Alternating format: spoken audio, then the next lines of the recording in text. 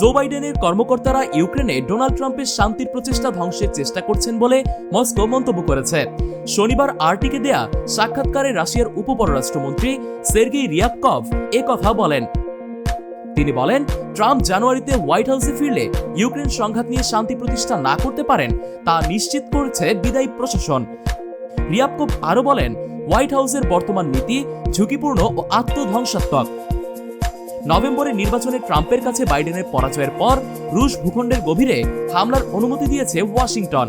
সাম্প্রতিক সপ্তাহগুলোতে যুক্তরাষ্ট্র ও যুক্তরাজ্যে সরবরাহ করা ক্ষেপণাস্ত্র দিয়ে রুশ ভূখণ্ডে হামলা হয়েছে।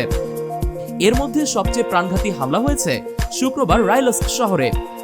কিয়েভের বাহিনী আমেরিকান হিমার্স সিস্টেম দিয়ে রাশিয়ার কুরস্ক অঞ্চলে হামলা চালিয়েছে। রাশিয়ার প্রেসিডেন্ট ভ্লাদিমির পুতিন বলেন, মস্কো এ ধরনের হামলার জবাব দেবে। যেসব দেশ রাশিয়ার স্থাপনার বিরুদ্ধে অস্ত্র ব্যবহারের অনুমতি দেয় তাদের সামরিক স্থাপনায় অস্ত্র ব্যবহার করা হতে পারে।